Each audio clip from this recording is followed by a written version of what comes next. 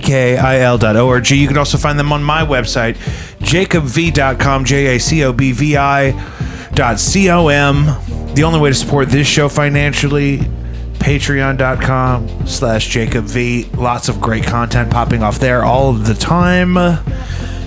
Including the last time I saw my dear friend Alfred. We are in Alfred's lovely home in the servants' quarters in the top floor of an undisclosed location. The entire inside of this roof has been sandbagged to prevent fallout from mortar fire.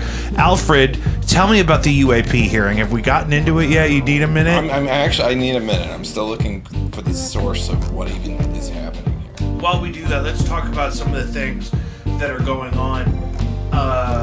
For example, patreon.com/JacobVWeekly. You could see some of the music videos I've worked on.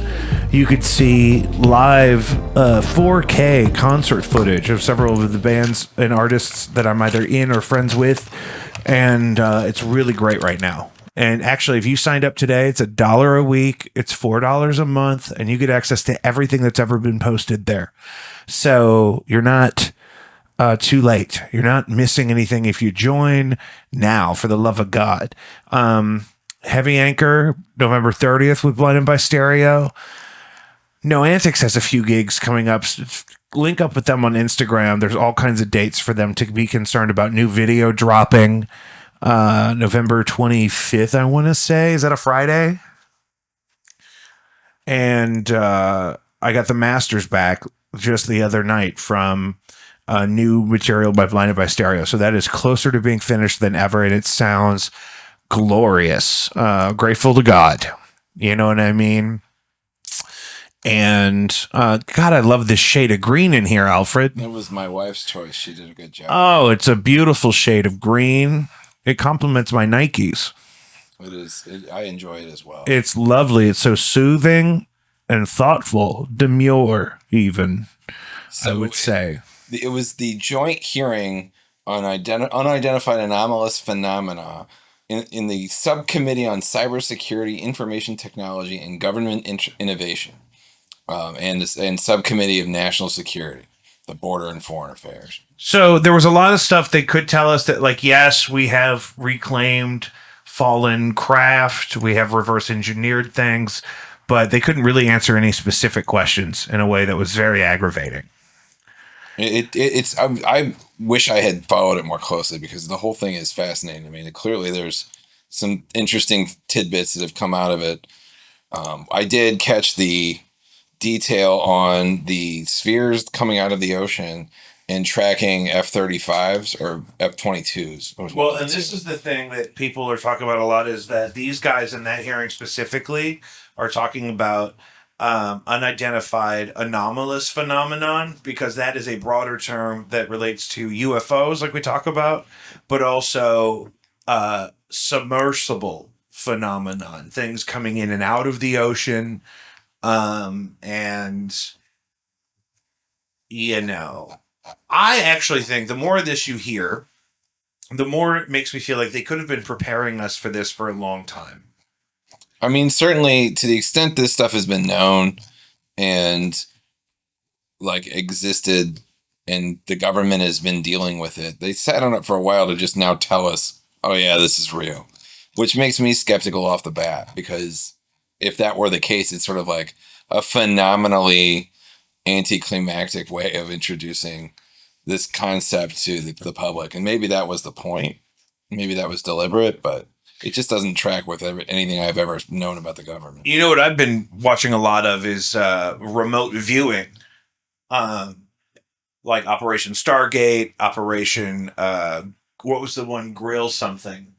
I'm not familiar with this. So this is where they would identify military personnel that were more effectively psychic capable than others.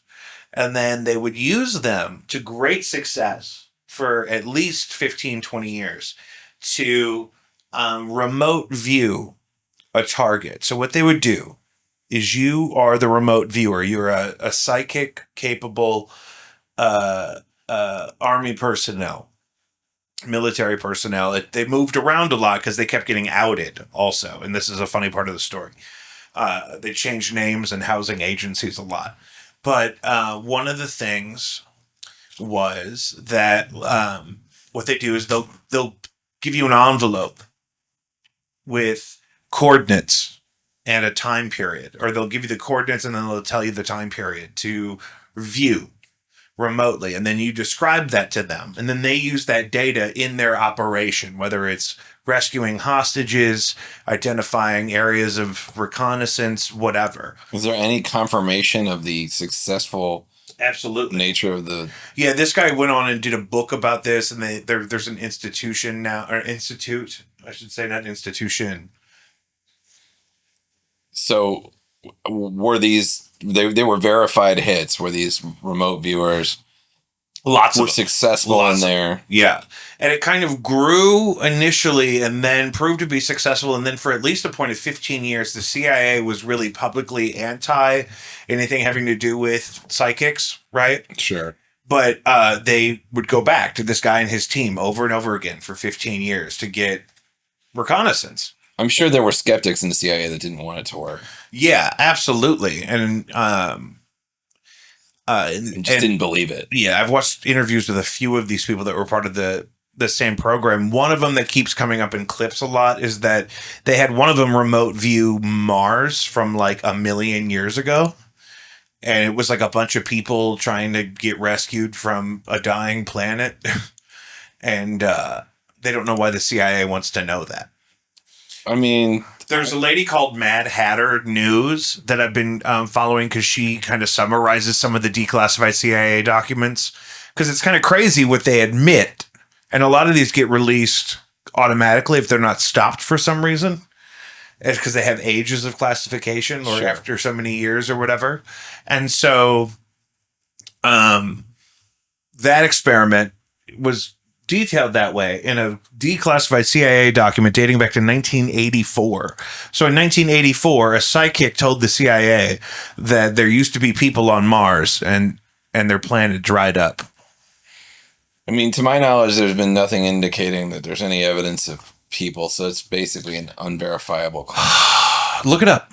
No, I mean, it's just... You don't know what I've seen. And I believe that was truly a thing that happened at the CIA. I'm suggesting it's like it's kind of a silly thing to ask about because until we invent time travel, which as far as we know we cannot do, it's there's no way one could verify it's not just the musings of a crazy person. That's a good point. When you go that far back in the past, Right. Certainly.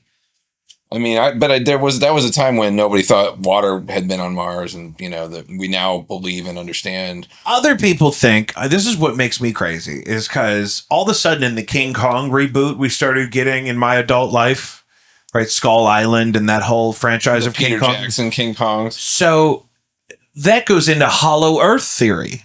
I mean, we pretty much know that's not the truth. So. Okay, but why is that in the movie? And then now we got aliens coming out of the ocean, and now we can't go into all of Antarctica. What's going on, Alfred? We can't go into Antarctica? Yeah, there's huge parts of Antarctica you can't get into. There's bouncers with velvet ropes all over hundreds of square kilometers of Antarctica. And they keep are roped in by Serbian bouncers that are dressed like you. This is the night of... if you're a bouncer in Antarctica, that's what you need. I mean... What is in those places where you can't go? Megalodons, extra dimensional beings. Is this all from the Peter Jackson King Kong movies? This is just in Peter Jackson. Peter Jackson said that they use humans as slaves down there. I mean, if Peter Jackson says it, I'd be inclined to believe it. Yeah, I do believe Peter Jackson. Believe all Peter Jacksons is the thing I've always said. Oh, this is a different Peter Jackson? No. This is that Peter Jackson. It's the same one, but if there was another one, I'd be inclined to believe him based off my track record with the first Peter Jackson. I believe the GURPS role-playing games were made by Peter Jackson. Do you know the story of the secret American president, Robert Clayton? Robert Clayton. Robert Clayton. Please tell us the story. He was a black man, and he was president of the United States in 1793, but they erased him from history. Why did they erase him from history? I don't know. They never told me because they erased him from history. Well, elaborate. Who erased him from history? The clockwork elves that are in the cave in Antarctica with King Kong and Godzilla. What were they doing messing with the American government at that time? I think they think it's fun. I mean, that tracks. I think they need us to mine gold. There was some machination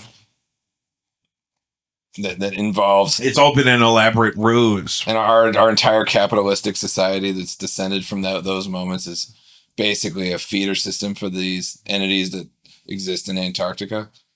I also think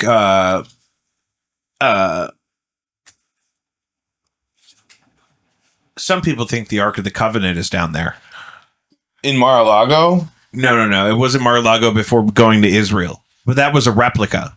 Yeah, it was. But the original was really a replica.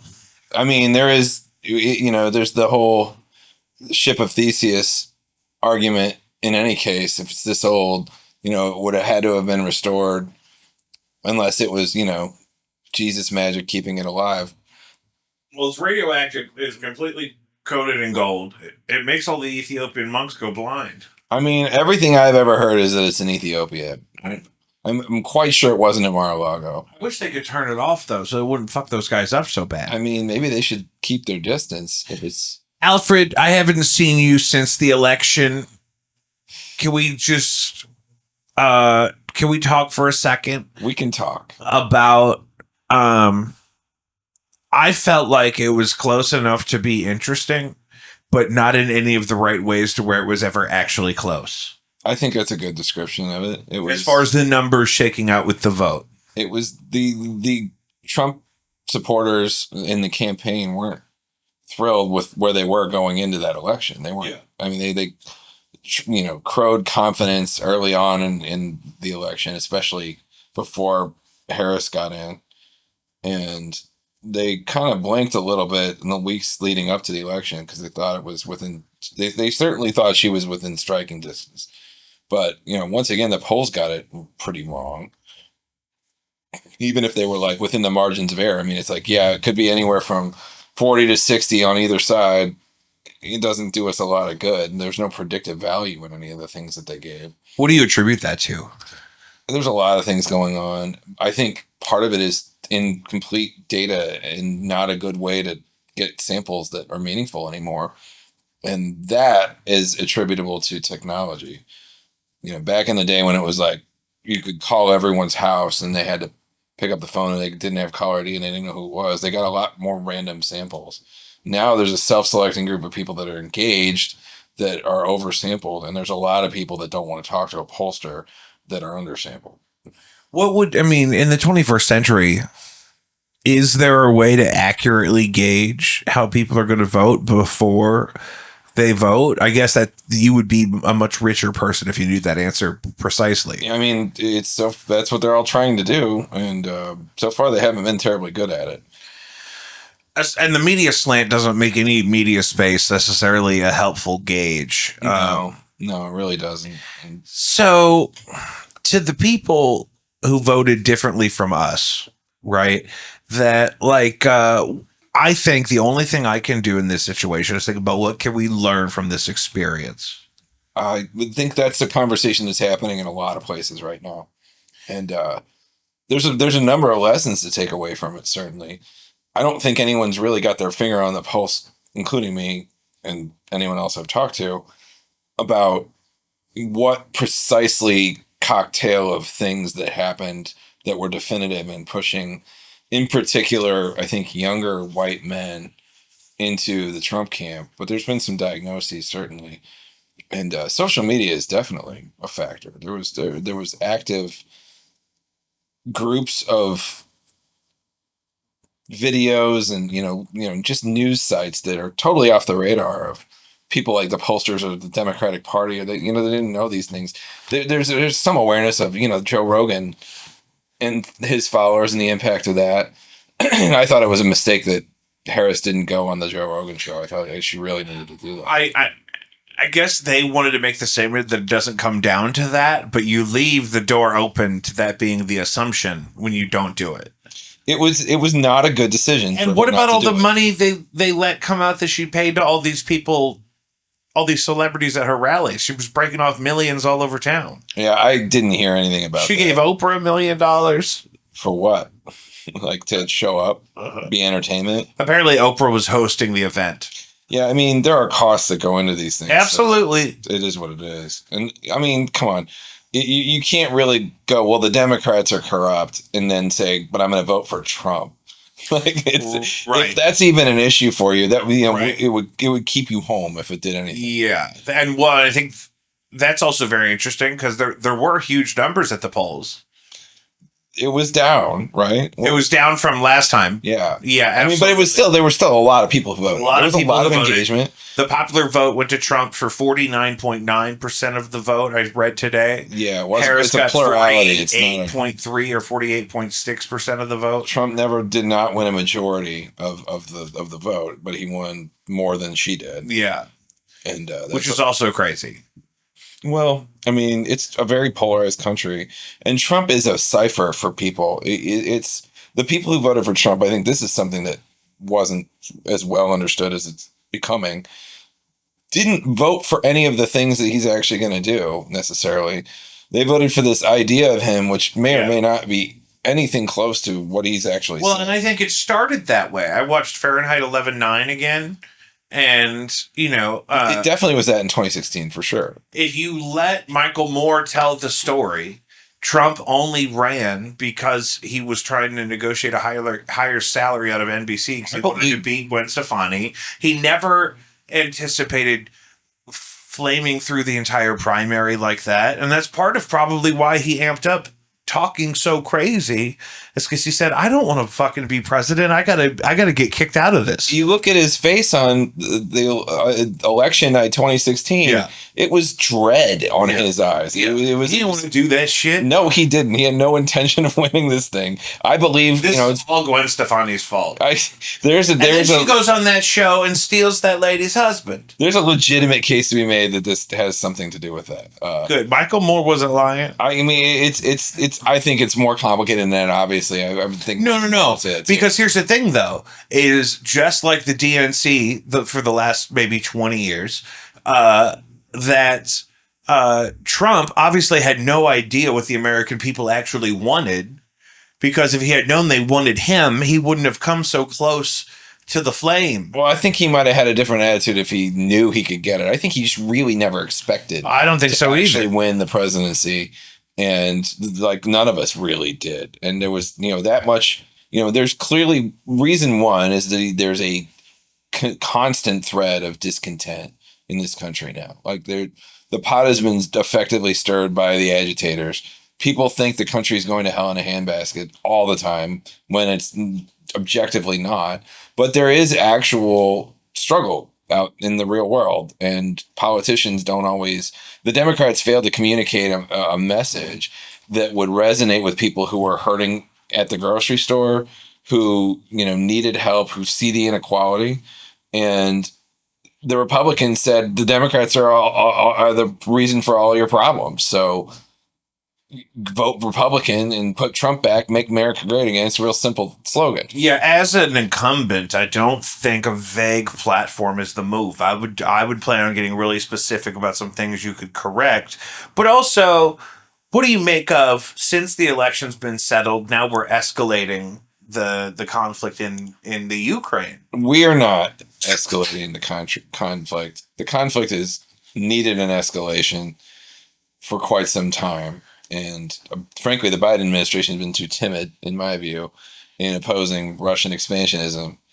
And Europe is rightly pissed off and is ready to, the Germans are ramping up military production. The British are saying the Marines will be on the front lines the moment the Russians cross over into NATO territory. There's a lot of saber riding going on. Why can't we just keep the Ukraine out of NATO? Why wouldn't we negotiate with terrorists? Okay, that's what I thought you were going to say. I mean, it's really the argument. It's I agree with you. I think Trump is going to go and negotiate with terrorists. If we say, you know what, never mind, we're not going to protect the Ukraine, then we're letting we're emboldening Russia. You're saying there's no putting the genie back in the bottle. I think that's right. I mean, Russia crossed a number of red lines. They should be a pariah state until they change their government at this point. And they're already threatening nuclear strikes on NATO cities. It's like we can't let that be the thing that you think you need to do to win to get their way. I mean, we can't give them their way because of that. But something's going to give. I don't see this going to a true armed conflict between NATO and Russia. But I don't see the Russians backing down. They've got nothing left. Their economy is entirely driven by wartime considerations. It's making ammo. They're all in on this, and they're weak. They're showing how weak they are, and they're apparently did you see the MERV strike in Ukraine? The ballistic, the ICBM. It's not truly an ICBM. There's different classifications. Maybe more of an LRBM, a long-range ballistic missile. LRBM, but Little River Band Missile. It's one of those things where they may have none of them left. There's at least some reporting that there were 2 experimental rockets really that were launched with this MERV, the multi-warhead capability. And the warheads didn't have apparently any explosives in them at all.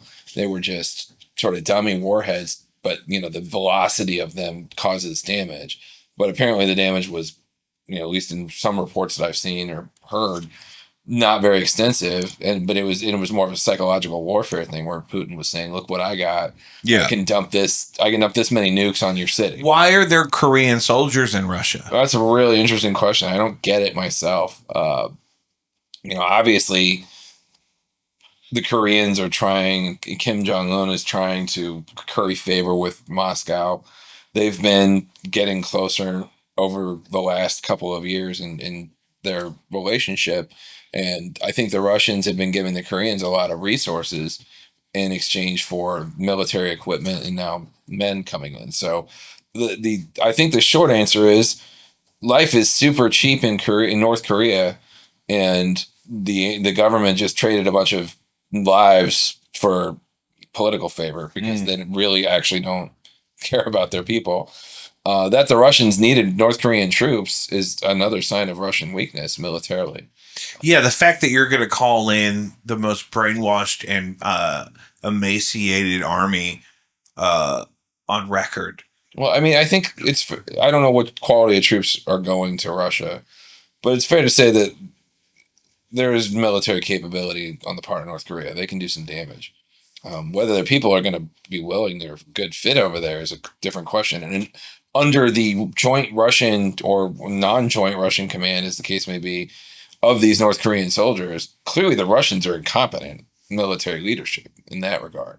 So they don't have the pieces that you would have to have in a multinational army to make those work. I mean, we've heard a lot of chaos out of those North Korean troops, who incidentally are really only in Kursk, which is Russia proper. It's the part of Russia that Ukraine invaded and is occupying.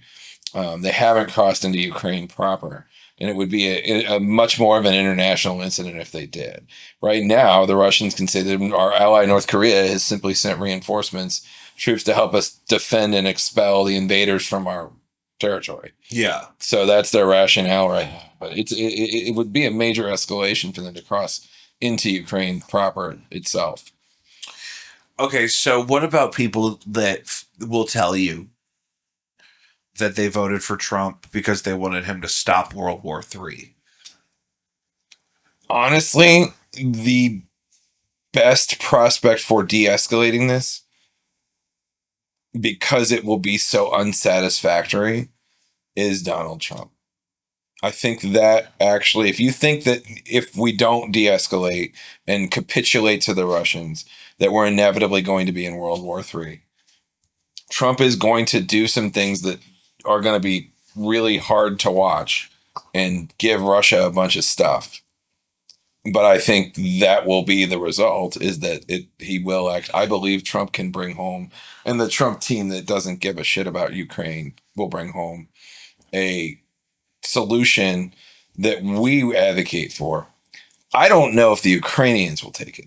That's the real wild card there. Do Americans care at this point? We can't stop the Ukrainians from fighting. We can stop giving them stuff, which is what Trump will do. And that will effectively start to drain, and Russia will grind out whatever it needs to get to say, we're done, deal with it. Europe is the other piece of this which could change that answer. But I think the end game for the U.S. is that we're going to stop funding any actions in Ukraine and stop sharing with them military equipment. Just get it about. Mm-hmm. Oh, please. You need a Diet Coke, let me know.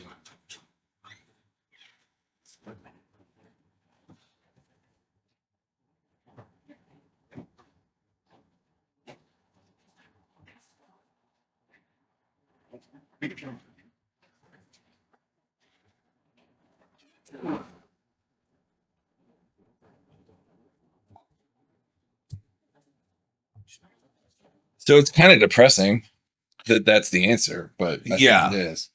And is it because he'll say and do things that a normal mainstream politician wouldn't do? 100%. And he's going to abandon the global sort of defense of democracy and capitulate and advocate for the capitulation to an aggressive dictator that invaded another sovereign country's territory with no provocation.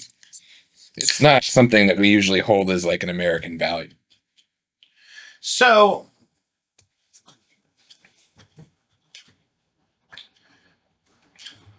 how does his presidency potentially change our relationship to the conflict in Israel?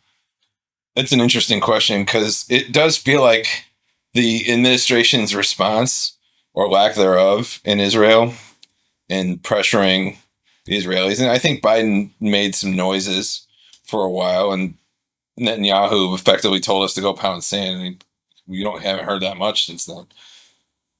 But it's a geopolitical play that is a counter to the invasion of Ukraine, in that Russia has relied from very early on in that conflict on supply from Iran. And, Gaza was one thing. Gaza is one thing. But Israel is turning up the heat on Beirut in Lebanon, for particularly Hezbollah, who's an Iranian proxy. And, the Russians have certainly interests in the region as well. And effectively, Israel is tying down resources of Iran by doing that. And that is in our geopolitical interest, notwithstanding the many, many civilians who are dying in the conflict. And my thing is, going back to the political history of Israel and the West, I mean, but with our back and forth on it, it seems like we need to maintain Israel as an outpost of influence in that region, but that we also get wishy-washy back and forth with our administrations, and we've emboldened some of our enemies in the region. Well, it's complicated because I think everything you said is true. And I would call organizations like Hezbollah and Hamas enemies in the region for sure. But we also have interests in the Palestinian people. We have interest in the Lebanese people. So there are conflicting interests on that point. But Israel has, in our lifetimes, certainly been robustly supported as a proxy of the United States, as an outpost, as you suggest. And it's more than that, because the Israelis, are actively stealing things from us. And I mean, the Israeli government to our government in terms of intelligence now. But and always have been, and I've always gotten a free pass for it for the most part. There's been some diplomatic rebukes and whatnot, but they are not always acting in the interest of the United States by any means, but they nevertheless are like the closest thing we have to a proxy and an ally. I mean, they are an ally against hostile nations in the area. So do we need it? It's probably more trouble than it's worth, because we also have Saudi Arabia on our team, right? At least nominally, and have bases there. We have the ability to project power without Israel, but Israel has done a lot of military activity in the last 60, 70 years, however long it's been, and has tested a lot of equipment in actual battle that happens to be our equipment. And I don't think it can be understated their influence in the way of intelligence. They have an incredible intelligence network throughout the Middle East. They're definitely, I mean, they're very adept. They've had to be at surviving around a ton of enemies. And there is a certain value to that. It's very complicated. Well, it just also feels like, though, it boils down to, with both Russia, Ukraine, and Israel, Palestine, that the needs or desires of either side are mutually exclusive to their enemy right now. It's like Ukraine wants to join NATO. Russia doesn't feel like they can let that happen, but Russia doesn't necessarily want to secede any of the territory they've invaded in some sort of a compromise either. I don't see a solution where Ukraine gets to just be Ukraine again. I know it's definitely, the chips have been, played on that point, but Ukraine did want to join NATO, but NATO wasn't really asking Ukraine to be there. There was some like ephemeral, we'll start cooperative processes type language, and we'll see in maybe decades from now, we'll talk.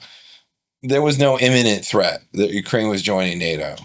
But what did happen when Russia invaded Ukraine was Sweden and Finland immediately joined NATO. It was the worst possible geopolitical decision for Putin. There's so much more.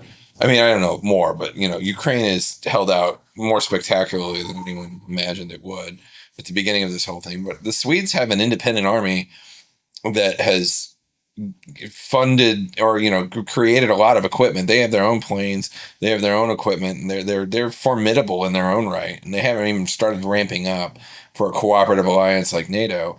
And Finland, has fought the Russians before and probably fight them again. And they're kind of notoriously nasty to fight against, at least historically. So there's a huge border with Russia now. Yeah, that is a NATO country. Like you cross that border and you got NATO to reckon with. It's not just Finland and an angry Europe. It's well beyond that. What about Trump's perspective that we pay too much of the bill for that international defense, and that smaller countries, specifically European countries, are not chipping in to NATO in a defensive measure the way they should? The core point wasn't wrong in that Europe has slacked and relied on us to carry the water for it. And we woke him up. I mean, when we elected Trump and he started going, I'm going to pull out of NATO, that there's definitely they've been asleep for decades and now they're scared. And they probably should be, because we can't be trusted. I wouldn't trust us. So that's the thing. It's too unpredictable. It's too back and forth, especially if you look at the last 3 or 4 elections. It's so this guy is undoing or the opposite of everything the other guy did. But what's disingenuous about that whole argument is we were always going to spend all of the money on all of the military stuff because a big part of our economy depends on it. And we project power and we could take everybody. And there is no country individually. And also, we don't necessarily want somebody else to have a competitive force. That's been the doctrine of the. We'd rather police the world. We talked about this on the show a couple weeks ago. Lucius and I are talking about, is there ways we could make money out of the military industrial complex without having to kill people ourselves? And one thing You're looking at it in Ukraine right now. Yeah. And what if, we sold submarines to people? Like, what if the Somali pirates had some submarines? We're not selling submarines to Somali pirates, but. Well, you'd have to put a tether on them. Like, you can't let them drive them all the way back here. But we also really don't like the Somali pirates. We're very protective of the sea lanes. Okay, so apparently, though, that started off because I think it was Chinese fishing boats were invading and depleting all of their fishing spots. That might be true. The Chinese fishing boats tend to do that sort of thing wherever they go. And I've always had this mixed feeling because, when we shot Osama bin Laden in the face, allegedly, I felt like I felt sad because I felt victory, like, oh my God, we finally got him. But I also felt like there's a whole generation of children where now the only thing they know about this guy is that we shot him in the face. They're going to say, who is that? We're going to say Osama bin Laden. Yeah, they'll learn real quick what he did if you have that conversation. But it's the same way with the Somali pirates. It's like I never knew that whole story about maybe why that started. And then, and then we shot them all in the head. Well, in Somalia is... Because they kidnapped Tom Hanks. Somalia it's a unique basket case in so many ways. I mean, you're probably too young to remember our troops in Mogadishu and Black Hawk Down and all that. Like, that was real life. Yeah, real time for those slightly older. So, I mean, Somalia was a problem has a ton of problems and has for many, many years. So the fact that piracy would happen there wasn't unforeseeable, and the Chinese fishing boats may have exacerbated it and made it that's like the last straw that they had to go and figure stuff out. Is not. It may be true. I mean, it's not that surprising. I gotta turn the lights back on to go off.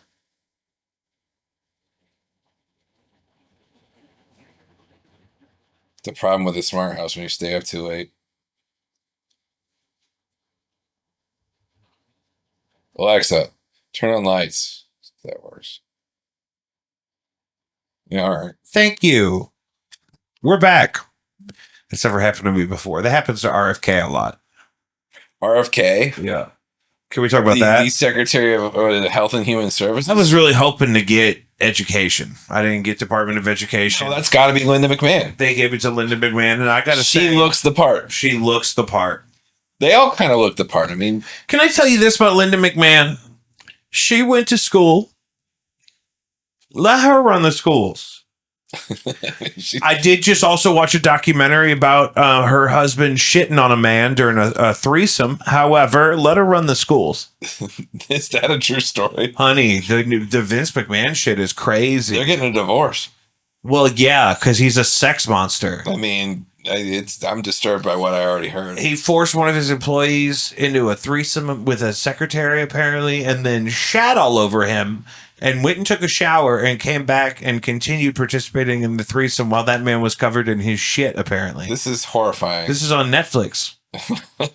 Make sure my kids don't have access. Make sure you block fucking Netflix. I'm trying to get rid of Netflix for a number of reasons. It's expensive. Well, and you know what? When I was buffering so much during that Tyson Paul fight, which was a travesty and a betrayal, I turned it off. I could get it to run 5 minutes behind on my iPhone, but not on my iPad. I had to be up in the morning, and I was like, I'm not going to stay up till midnight trying to watch this on Stop and Go. And then for a while, it just wouldn't go. Yeah. It didn't do anything. Oh yeah, for a long while. It was shameful. The whole thing was shameful. It's embarrassing. It really is. I'm almost glad I didn't watch it for that reason. I had an insight. I think the real person who should be ashamed is Joe Rogan, because Joe Rogan did a live comedy special on Netflix that they were doing to beta test their live functionality for the Tyson Paul fight, but there weren't nearly as many people that gave a shit about Joe Rogan's stupid shirt. And so it wasn't an accurate, valid test of their streaming bandwidth capacity, because way more people wanted to see that Mike Tyson fight. I mean, everybody wanted to see Mike Tyson knock Jake Paul out in 15 seconds. I just wanted him to knock him down once even. I've seen some of the clips from it, and it does not look like they were in it was boring top form. I mean, they had every incentive to make it go long, right? And I was okay with it going long, but I was like, fucking clean him out at the end at least. I feel like I'm gonna look it up. Tyson's stamina was really good. Like he wasn't all bloody or sweaty or like terrible. Like the two Mexican guys that fought earlier in the night really beat the fuck out of each other. Yeah, it looked like I saw a little bit of the earlier boxing, and it looked more legit than the clips of the Tyson Paul fight that I've seen. Yeah, sad. And I just think about that. Yeah, I mean, it's 27-year-old against a 58-year-old. There was no way. that was gonna. The only way it would have gone Mike's way is if he came out like the absolute robot that he was back in the day and destroyed him right out the gate.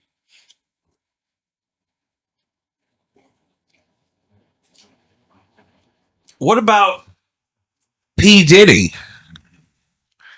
I have purposefully not followed very closely. Oh my God. It's like a whole It's a horror show. It's psychotic. And he's still in that detention center in Brooklyn. I have a feeling he's going to go away. I think they got enough on him at this point that. You think they're going to put him in jail? I mean, I think it sure feels like they can find some charges to throw at him. Well, what about people that don't want him to go to trial? Who are those people? Oprah. I mean, does Oprah run the government? Maybe. This could be a great test of that. I mean, are these, there's state charges too, and he's in California, right? No, he's in New York. He's in New York only? No, it's a federal indictment. Yeah, but I mean, they could bring state charges if the feds dismiss it, is my point. Oh, yeah. I don't think that's the case, though. Because they're also lining up all the civil lawsuits, because those will go on stay when the federal trial starts, if that's what happens. Honestly, in today's justice system, with this administration coming in, who knows? It's seriously like nothing matters in the law anymore. The courts just make up stuff that they want to make sure that what happens is what they want to happen. And it's all political and party aligned. And it's frankly pretty disheartening. What about the rise and fall of Matt Gaetz? I was surprised as how fast he went down. His shit must be really bad. That's what I could say about that. But they dropped the charges, but also submitted it to the ethics board. Well, so it's a congressional ethics investigation. Yeah. And he resigned from Congress, which ended the investigation because Congress no longer has jurisdiction to investigate. But then why drop out of the running for AG? Well, because he wasn't going to get confirmed. Because the Senate, he went over to the Senate, marched around with J.D. Vance, and one day later resigned from, because he got the message. The message was delivered to him like, Matt, you're a dickhead and we hate you. But besides everything else, you've been an asshole and you've fucked everything up. But he can't go back into Congress either. He could go back into Congress. He was elected for the next 2 years.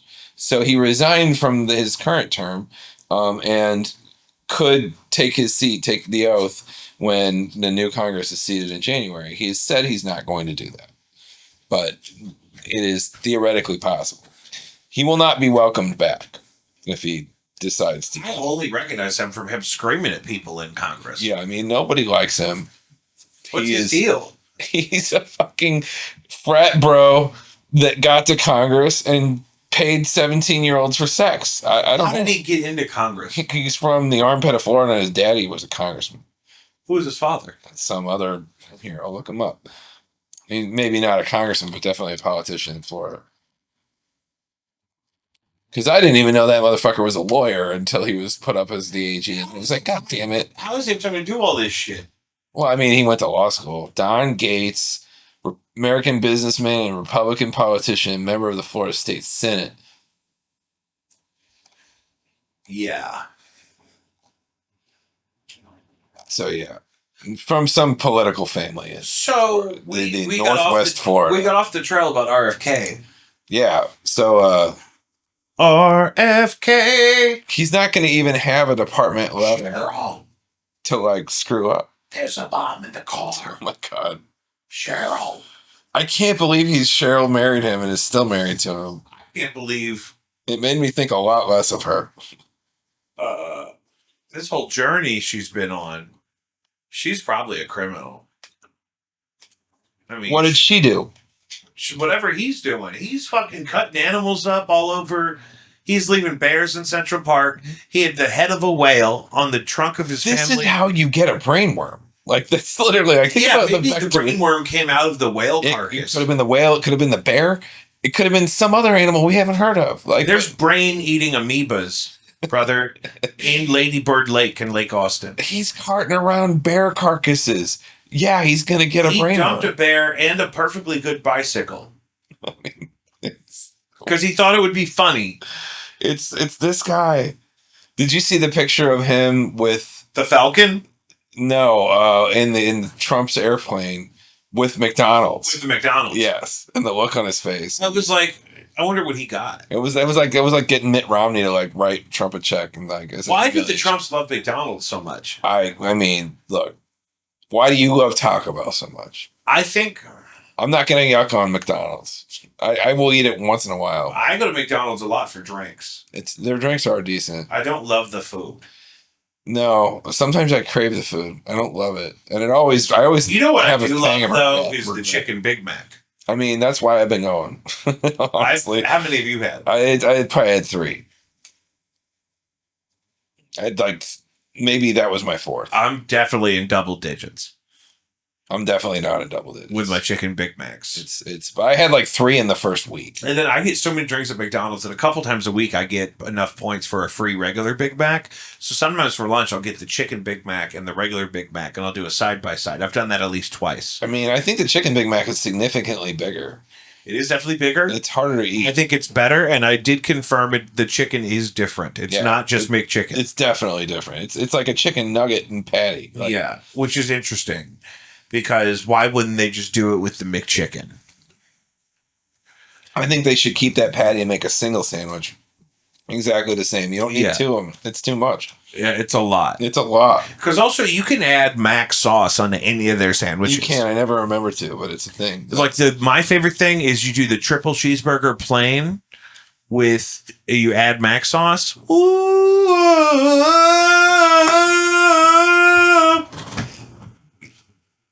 The triple cheeseburger is a good move. The triple cheeseburger is good. I don't know. You and me were debating about this last night. I don't like the pickles on it. I have pickles till I die. I like the pickle. I almost got extra pickles in mine. I prefer when places give you the pickle on the side. I always eat the pickle, but I don't want it in my burger. I just can't. Like, if I have 2 toppings, they're pickles and mayonnaise on a burger. It's a good burger. That's what Nick from No Antics does. Is triple cheeseburger add mayo. Yeah, it's good. It's good. He was hungover the other day, and I brought him 2 of those to the studio at Doorstop. That'll get your day started. It's a meal. And there was a while there where the triple cheeseburger did a relaunch, and it was $2. And a triple cheeseburger for $2 is a good deal. That's too much beef for $2. So you mentioned breakfast. Where do you go for breakfast? Do you eat out, or do you? I stop at McDonald's usually in Hampton Village, and I get my Diet Cokes. I get a single large sugar-free vanilla iced coffee. This week, I got a single apple pie for breakfast. That is probably your best option on your commute. Get it early so you can eat in the car. I like a really good breakfast sandwich. My favorite breakfast sandwich is at Up Late. They do right now. You can get a bacon, egg, and cheese on French toast at Up Late. I may get that on the way home. Now that I've said that, and I believe that will happen. And I got the craziest raspberry donut there the other day. And but in the morning, I don't really like to eat a whole bunch of something savory, especially back when I used to teach first thing in the morning. I didn't want to have any reason to be motivated to have to run out of the room to go somewhere else before my first hour was over. So I wouldn't eat then because my second hour would back up to lunch. And so I would just eat lunch early. But I always hit my liquids. Yeah. Do you drink coffee? Iced coffee. I get a big iced coffee. And then I switch, and then I have Diet Cokes. I usually get the iced coffee and at least one of the Diet Cokes completely done before I get to work because it's such a fucking commute. Yeah. And 40 minutes in the slop. And then when I get up there, I have all the ice still. I get extra ice because then I can just add my cans of Diet Coke to my ice throughout the morning. I mean, that is a logical solution. Mm-hmm. And I get 4 drinks because that's how many fits in one of those trays. So if they only had a 2-drink cup holder, I would just get 2 drinks. But they have the 4 tray. I mean, yeah, 4. This is really hard because now I want a breakfast sandwich from Up Late. I want a triple cheeseburger with mayonnaise. I want 4 drinks. So where is Up Late? Venevetter and Kings Highway, at the where they right by the bug store, like by where the bank World's Fair Donuts. There's still a bank there. World's Fair Donuts, Venevetter and way up there. Yeah. Shaw, Like, Fennevetter and Shaw. Yeah, right by on the other side of O'Connell's. Yeah, and sure, yeah, behind it. Yeah. And there's also one in the Loop. And they also have tacos that are really good. They have carne asada tacos or tofu asada tacos. Well, that's on the list. I played at Platypus last night with Kit's Row, and my favorite things there on their menu is they have fried tofu. Their popcorn chicken's really popular, but I can get chicken anywhere. Yeah, fried tofu. The fried tofu is actually a really good thing. It's so good, and I just don't feel as bad about it. And then I get their caramelized Brussels sprouts. Okay, I need those on the way home too. We got to wrap this up because I got turned on to the caramelized Brussels sprouts somewhere else. And, Yeah, you put some gochujang on it. Yeah, and it's the best thing in the whole world. Yeah, Sato. Yeah, does Brussels sprouts that have like a teriyaki kind of thing on them that they're so good. I would eat anything Sato makes. All I had there was sushi, and it was amazing. Yeah, they cure some of their fish themselves in-house there in that building. There's rooms upstairs with cure. Is that a refrigerating thing? I have no idea. I didn't go upstairs. Yeah, you're dry aging it, but it's in a cold box. Okay. And they'll have huge slaughters of, bluefin or something, and they'll hang it in these dry agers. So have you been to Indo? It's over by Union Loafers. I don't think I've been to Indo. It's the same. I know what it is. Yeah, it's Nick Bogner.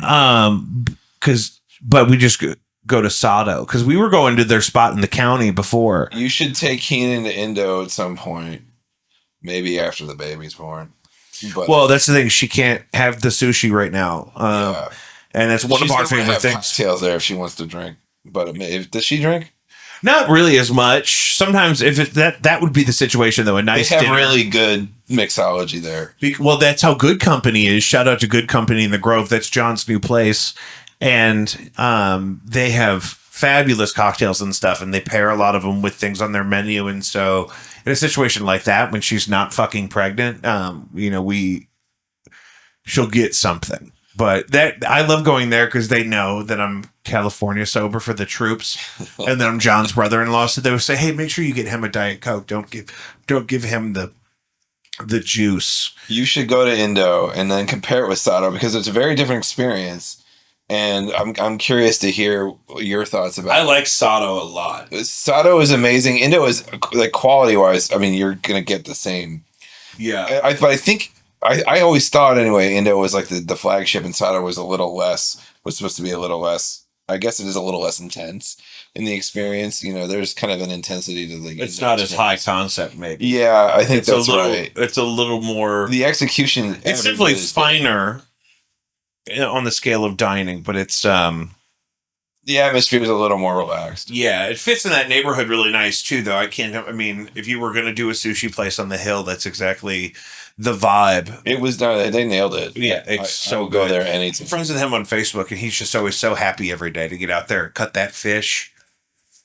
I'm glad he likes it because he's good at it. Did you hear Bird and Barrel's finally coming back? Yes, I did. Did we get a new date on that yet? I haven't seen the latest. I haven't seen any news. It's been a while since I've talked about it. But yeah, I'm excited about it. Could say it's going to be a Tam, right? Yeah, in Tam. Yeah, I mean, and that's his bar too. So not his bar, but like he's involved with it. Oh, really? Yeah. Oh, well, that's good. So I mean, he's been involved. My with Tam wife for a has long missed time. that chicken, baby. But yeah, it'll be a good day. Alfred, let me ask you a question as my attorney. That if I get you a platter of fried chicken from a home-style fried chicken joint, and underneath your fried chicken is a single slice of white bread, when you are done with your chicken, do you eat that bread? No. Why not? I have plenty of calories in my body already. I don't need the fried chicken soaked bread. I mean, would I eat it? Yes. But do I? No. Next question. Did I just violate some kind of covenant? No, I just think it's interesting because everyone's either way on this. I mean, I'm not disgusted by it by any means. It's just because they do that with the chicken at Platypus, and last night they do that with the tofu. So when I ordered the tofu, she wanted to make sure the bread was all right, that I had that, and so I ate it. And then we talked about that for a minute. I said, I always eat the bread. You're gonna give me a slice of bread. if it was like on a platter in a restaurant, I probably would eat it. If it was like in a bag of chicken, I always think of chicken as a home brought meal. Like we always no. Huge batches. No, you're on a platter in a restaurant. Yeah, no. In that context, I probably would eat it. Yeah. For something about it, I see what you're saying though. In a to-go box, not as essential for some reason. Right. It's like how much chicken did I just eat? A whole one. Yeah, I'm good. And part of that is when I quit drinking and I started losing weight is sometimes I get really, really, really hungry. Yeah. In a way that I didn't used to, because I used to have an extra several hundred calories just sloshing around my bloodstream. Your body was used to more calories than me. Yeah. For sure. And so now what'll happen is, if I can finally get food, because working in the ghetto, you can't just walk in and pick up a hot, delicious, clean meal and start eating it. Sometimes you got to really, really charm some people to get food going and on time. And so it got to the point where I was so hungry and somebody had an extra plate from the catfish place or whatever. And I ate just everything that was in the box. I ate the little ramekin of coleslaw. I ate the fried catfish, whatever else came with it. What's the rating? Was it good? It was great. Oh yeah. Mother's Fish, I think, is where they go up there. This is Riverview. Yeah. And but the bread, I ate the bread too. Because I'm like, I don't know when I'm going to get food again. I got so hungry. I mean, in that circumstance, 100%. Yeah. I always joke. Mother's Fish and Sports Bar on North Grand. Well, there's one over there. That's not the one. I don't know. It's driving around up there. Sometimes I can't tell what's open and what just used to be there.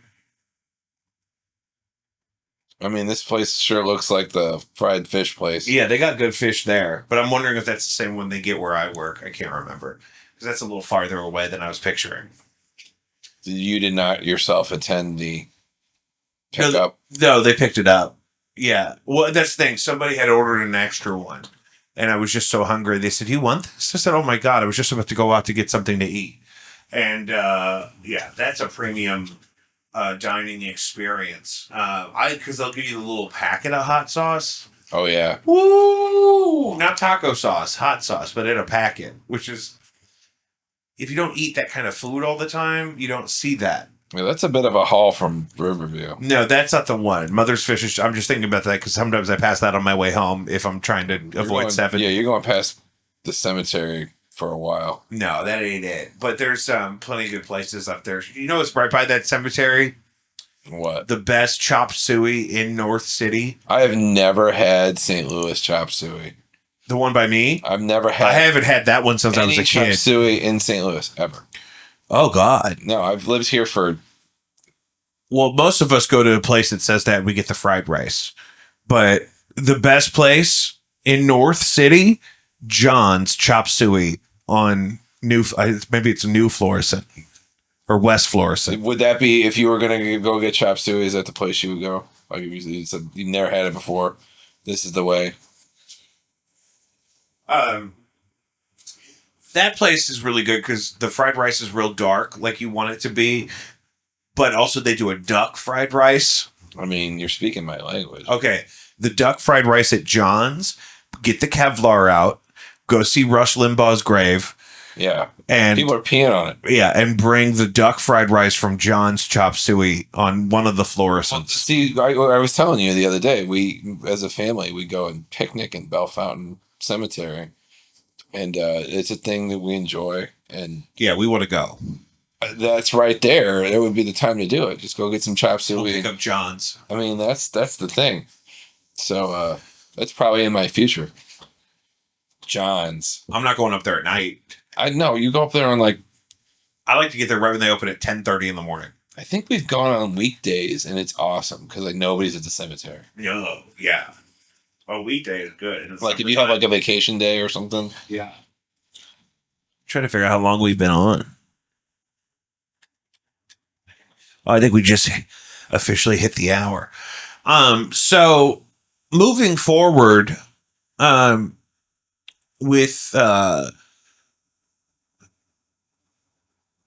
average Americans, what could we be expecting in this transition? Yeah, that's the $1 million question. It's a $1 billion question.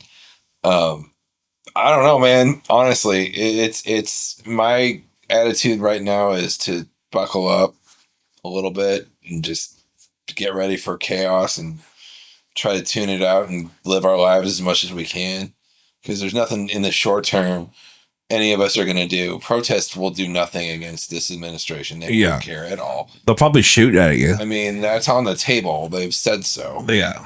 So, I'm not saying people shouldn't protest, but don't expect it to do anything other than maybe provoke some kind of. Yeah, obviously popular opinion is not as valuable of a tool against this administration upcoming than it would be in others. Maybe. Well, especially now that he can't get elected again. There's no incentive. Yeah, because unless they really honestly make a run at changing the Constitution or something. Which is do you think they really would even bother? Why at that point? But no, I don't think they care about the law. He's so old. They don't know. They don't. There's no integrity in the people around him. He has lost 5 steps. He's enough of his one true asset in dealing with the adversaries of the United States is that he's such a wild card. You actually aren't sure whether he'll fucking push the button. Like you could see it. It could happen. Yeah. And who knows what people around him will do. Well, would they let that happen? I don't think they would. I think the people around him would be like, sir, you're senile and we're, 24th Amendmenting you right now. And there's going to be a President Vance from here on out. That could really happen. Is that better or worse than a President Trump, though? It's different in every way, in that Trump has this magic reality distortion bubble. Yeah. That got him to this place. He can kind of bend reality around him. And there is a real feeling in this country around people who are Trump supporters that he is the one that is helping them and will make America better. So, those people will not follow J.D. Vance in the same way automatically. It's not that it couldn't happen, but it won't be in the bag. And in a situation where you have someone charismatic enough to capitalize on that, they can convert it over and bring it to the next generation. Is J.D. Vance the guy who is going to be charismatic enough to carry that movement? I don't think so. But, I don't see what any of these people see in any of these people anyway. I'm not the one to ask. But I don't feel like J.D. Vance has a following. You know what I mean? Yeah. Yeah, that's my thing. And what does Tim Walz do next? Is he fucked? He goes back and he's the governor of Minnesota. I mean, he gets to still do that? I don't think he resigned. Here, let's find out. Because he doesn't necessarily have money. No, he's not a rich man. He's not young either, but, somebody should get him something. He should do his own set of Nikes or something. Tim Walz. I'm seeing he did not need to. But yeah, there's no indication that I can see that he resigned. What about Kamala Harris? I think she's done. You think she retires? She'll probably go into political advocacy of some kind and make some money from it. I kind of feel bad for her. I mean, she did the best she could have with the cards she was dealt. It's Joe Biden's fault. It's Joe Biden's fault. He should have run in 2016. But it didn't look that bad from an optic standpoint until close to the end. He shouldn't have rerun again. He should have just done I understand why you don't want to do one term. But I think he really thought he could beat Trump. And he really wasn't sure. Yeah. I think he saw the country and, because Kamala was our best option.